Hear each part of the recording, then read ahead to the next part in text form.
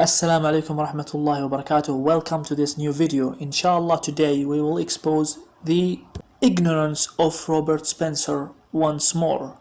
Well, actually, it could be ignorance or deception. You decide for yourself. Because sometimes I don't understand how someone who spent his entire life researching Islam could do such stupid mistakes.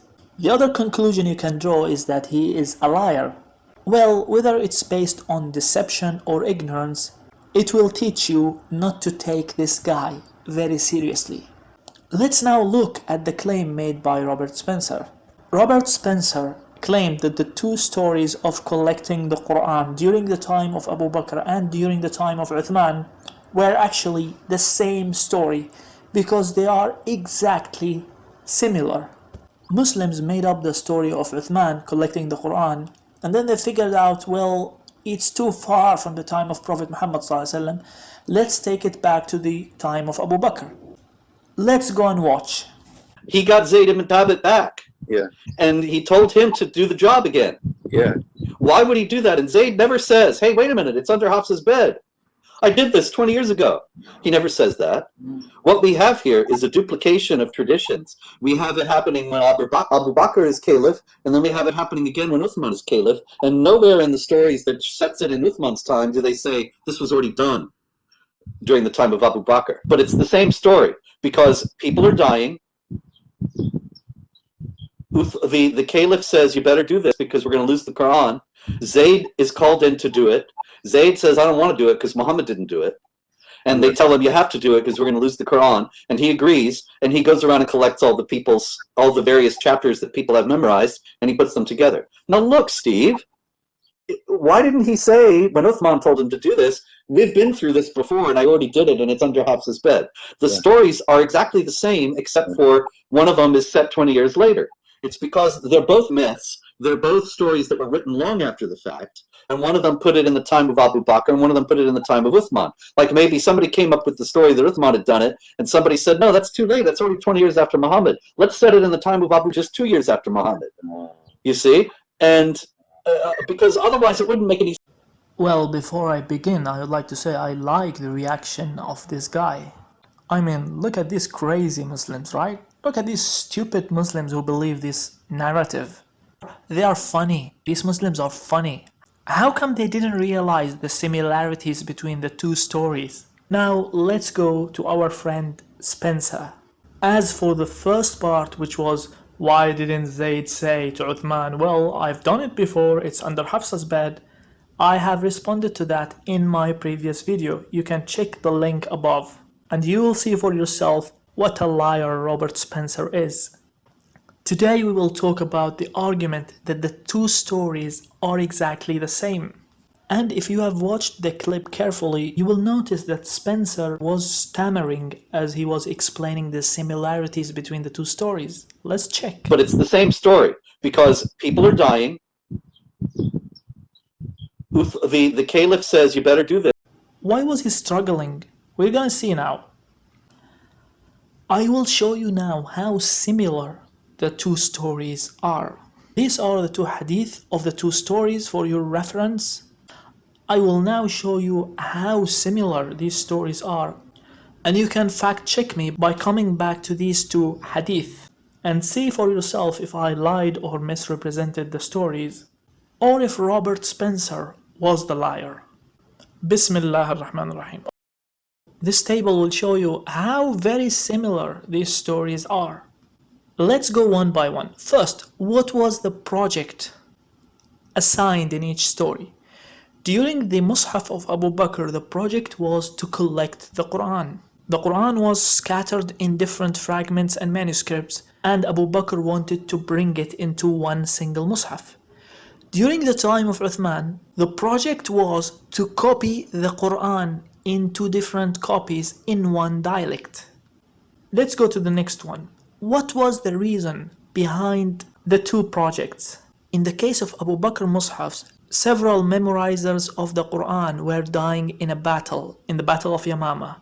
As for Uthman's reason, people were reciting the Quran in different ways. So the people in Sham and Iraq used to recite the Quran in different ways And Uthman wanted to eliminate these differences. Let's go to the next one. What was the purpose of the Mus'haf of Abu Bakr?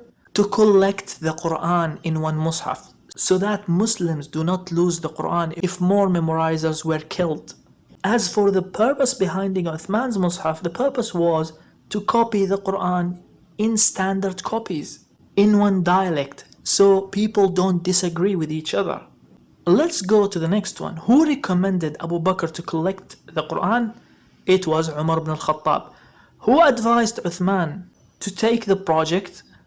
Hudayfa ibn al-Yamman. See how similar these stories are so far. Let's go to the next one.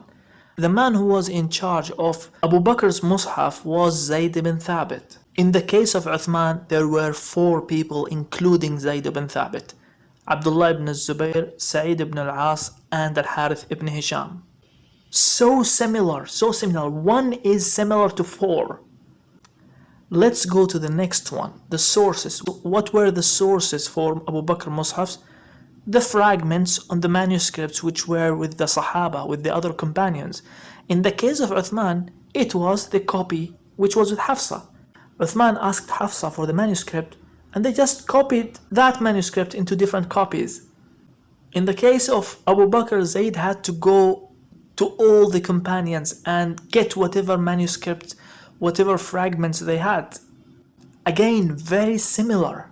The next one is the location of the Mus'haf. After Abu Bakr collected the Quran into one Mus'haf, he kept it with him. As for Uthman, he kept one with him and sent 5 different copies to other provinces. Let's go to the number of copies. In the case of Abu Bakr Mus'haf, it was 1 copy, which was with Abu Bakr. In the case of Uthman, there were 5 copies.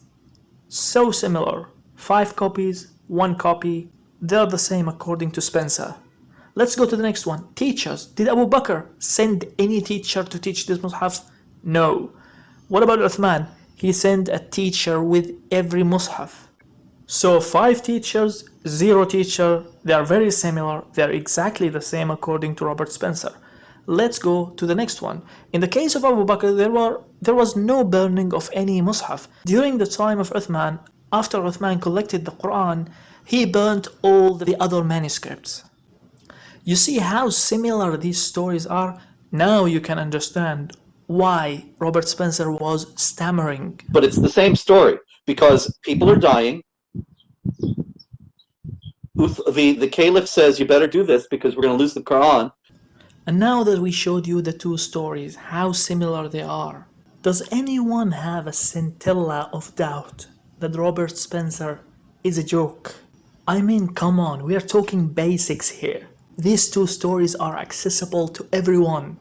And it's easy for everyone to see that the 2 stories are completely different. The problem with Robert Spencer is that he used to throw these lies before, and nobody called him out for it, because people were busy with other Islamophobes. The sad news for you, Spencer, is there is someone who's watching your arguments now, and you're gonna be called out for every lie and every stupid and ignorant argument you uttered. These 3 videos you've seen so far is just the beginning.